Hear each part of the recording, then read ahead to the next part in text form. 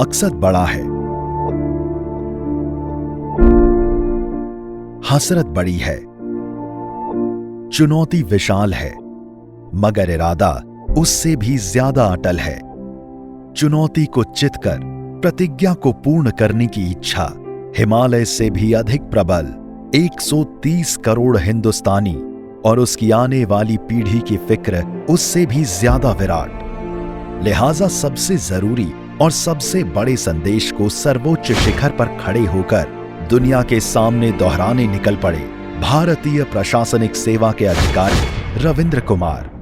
पीठ पर गंगाजल, हाथ में छड़ी, आंखों में चश्मा, सिर पर टोपी, खुद पर यकीन और दिल में हिंदुस्तान लेकर लक्ष्य की ओर विदा हो गए रविंद्र कुमार। सबसे ऊंची चोटी पर चढ़ने से पहले पहुंचे उस देवी के दरबार जिनके आशीर्वाद से ही हिमालयन संकल्प सिद्ध होता है। एवरेस्ट की देवी चोमोलुंगमा के दर पर माता की अर्चना की, उनकी परिक्रमा की और देवी के दरबार में सफल और सुरक्षित यात्रा हेतु सिर झुकाकर आशीष लिया। फिर चल पड़े सबसे दुर्गम रास्ते पर सबसे मुश्किल चढ़ाई चढ़ने के लिए। चारों तरफ विशाल हिम पर्वत, जमीन ऐसी बंजर और दर्रे इतने ऊंचे कि यहां सिर्फ जिंदगी का सबसे अहम उद्देश्य लेकर ही कोई जा सकता है। चारों तरफ सफेद मोटी चादर और बर्फ से ढके चट्टानों के बीच सबसे कठिन रास्ता पहुंचता है माउंट एवरेस्ट पर। बिल्कुल खड़ी चढ़ाई थी। अन्य पर्वतारोहियों के साथ आगे बढ़ रहा था यह दृढ़ विश्वासी अफसर। -20 डिग्री से -50 डिग्री के बीच केवल एक छड़ी और रस्सी के सहारे।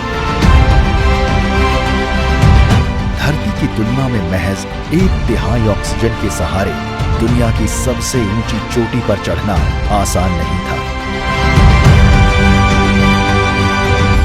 अंतहीन चढ़ाई थी, ऊपर से बर्फीले तूफान, कहीं हजारों फीट ऊंचे पहाड़ और कहीं हजारों फीट नीची खाई। थोड़ी सी चूक और सब कुछ खत्म। हर कदम पर चुनौती मुंह खोले खड़ी थी।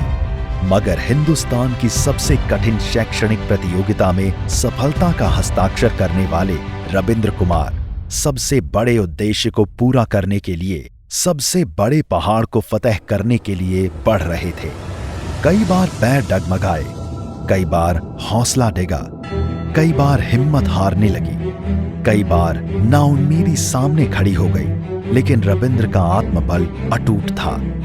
अपनी जिद, अपने जुनून, अपने जज्बे और अपने जोश को सीढ़ी बनाकर अपने मिशन को कामयाब बनाने के लिए डेथ जोन की तरफ बढ़ते जा रहे थे।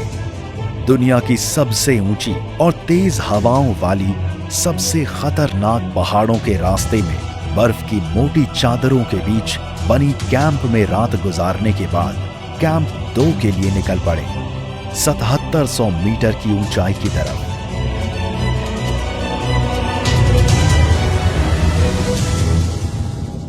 जितने ऊपर चढ़ते जा रहे थे, मुश्किलें उतनी ज्यादा बढ़ती जा रही थीं। रिस्क उतना ज्यादा बढ़ता जा रहा था।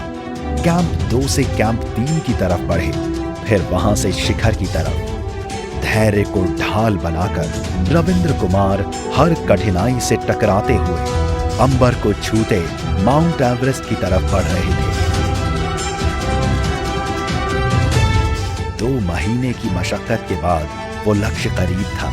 वह चोटी सामने थी जहां पहुंचने का साहसिक संकल्प लिया था इस अफसर ने। आखिरकार रात भर की चढ़ाई के बाद समुद्र तल से 8848 मीटर ऊपर खड़े थे रविंद्र कुमार, भारत के पहले IAS अफसर जो अपने दफ्तर से निकलकर सबसे ऊंचे पर्वत के शीर्ष पर खड़ा था। स्वच्छ गंगा, स्वच्छ भारत एवरेस्ट अभियान को नया आयाम देने के लिए सबसे ऊंची चोटी पर पहुंचे IAS रविंद्र कुमार 130 करोड़ लोगों को जल संरक्षण का संदेश दे रहे थे।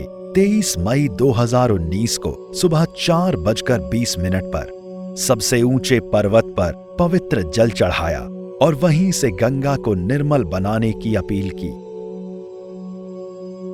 और भारत के लोगों से अपील करता हूँ कि जल बचाओ, सेव वाटर, ताकि अगले जनरेशन को क्लीन ड्रिंकिंग वाटर मिल सके।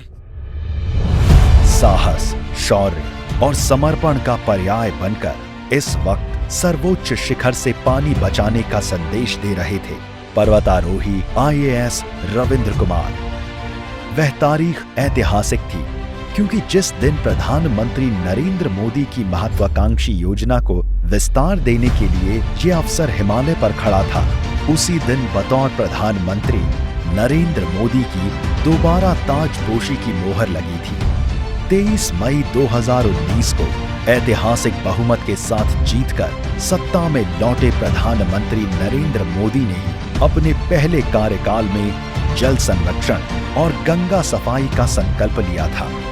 रविंद्र कुमार को पानी के प्रचंड संकट का एहसास तब हुआ जब पूर्व पेयजल एवं स्वच्छता मंत्री उमा भारती के प्राइवेट सेक्रेटरी के रूप में भारत सरकार में तैनात थे। प्रधानमंत्री नरेंद्र मोदी ने पानी बचाने को लेकर मुहिम शुरू की। निर्मल गंगा योजना आकार ले रही थी। 130 करोड़ हिंदुस्तानियों के प्रण का लक्ष्य बड़ा था, संकल्प बड़ा था।